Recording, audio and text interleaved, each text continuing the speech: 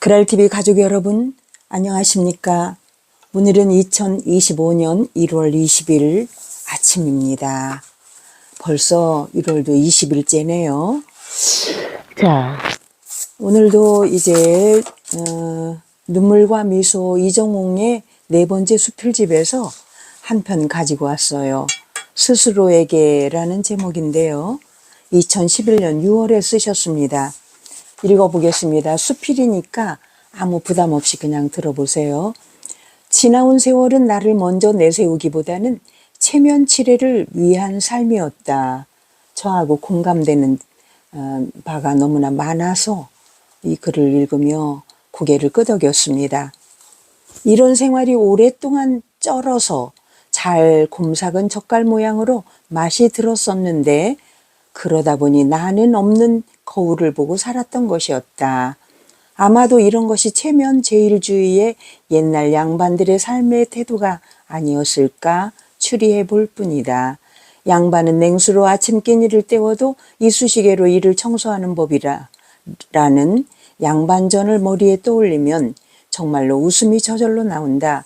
마음 설레다가 결혼을 하게 되고 아이들을 키우면서 나는 또 어디로 갔는가.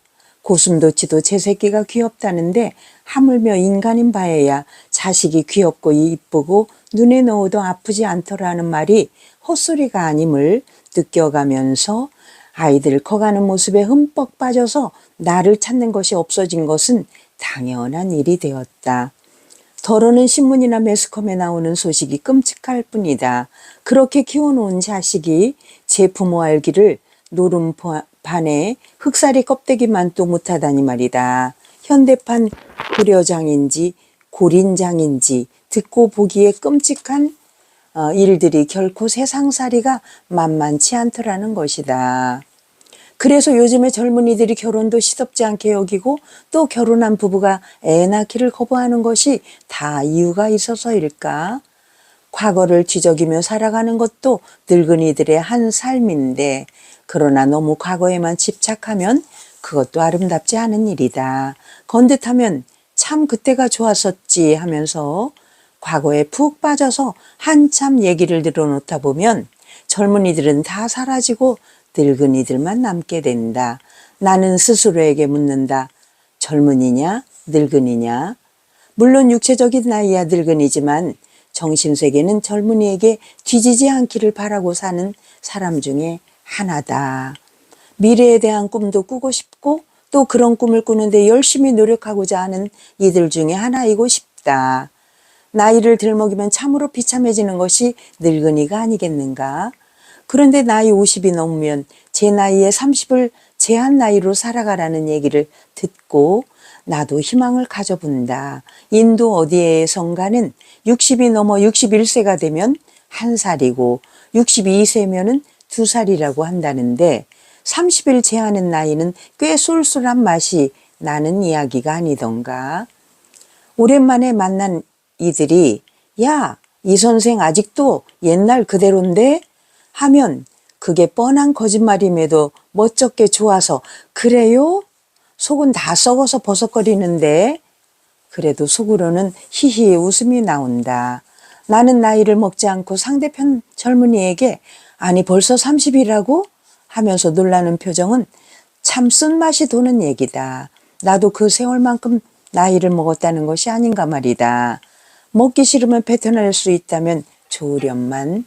오늘 아침 신문에 평생 직장이던 곳을 나와서 28년의 세월을 보내고 뒤늦게 초등학교 교사로 7년째 근무한다는 선생님의 나이가 6학년 2반인데 그야말로 청춘이다.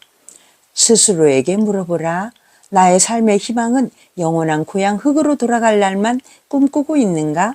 아니면 지금 새로 내 인생을 시작하는 출발점에서 주인공이 되어서 있는가고. 여러분은 지금 어떻습니까? 저는 요즘에 요양보호사 공부를 하고 있어요. 친구들이 그걸 왜 하냐? 그런데 남들이 나를 케어할 나이라고 하지만 그 케어하는 방법이나 이런 것들도 제가 알아야 케어를 제대로 받을 수 있지 않겠어요?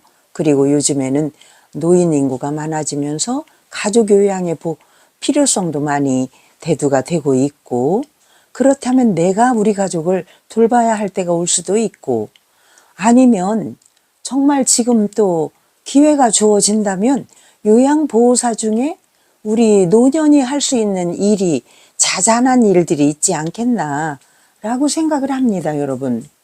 그렇다고 제가 학교에서 교장으로 퇴임했다고 학교를 끼웃거리기란 참 후배 교장들이나 후배 교사들에게 할 짓이 아닌 것 같고요. 폐가 될 것 같아서요. 그러면 뭘 할 거냐. 물론 저도 취미생활 합니다. 그림도 그리고 또 악기도 연주하고 그리고 또 예배에도 열심히 참여하고 나라사랑 일도 하고 또 뭐 일기운동도 하고, 그러나 1+1 나머지 짜투리 시간을 또 알맞게 아주 밀도 있게 사용하기 위해서 공부를 하고 있어요. 오늘도 실습을 하러 갑니다. 여러분, 이런 것들이 일상이 되어야 하지. 저희가 예전에 초등학교 때 학교 다닐 때 그런 이야기를 선생님으로부터 들은 바가 있습니다. 다른 나라는 대통령을 하고 나서도 나중에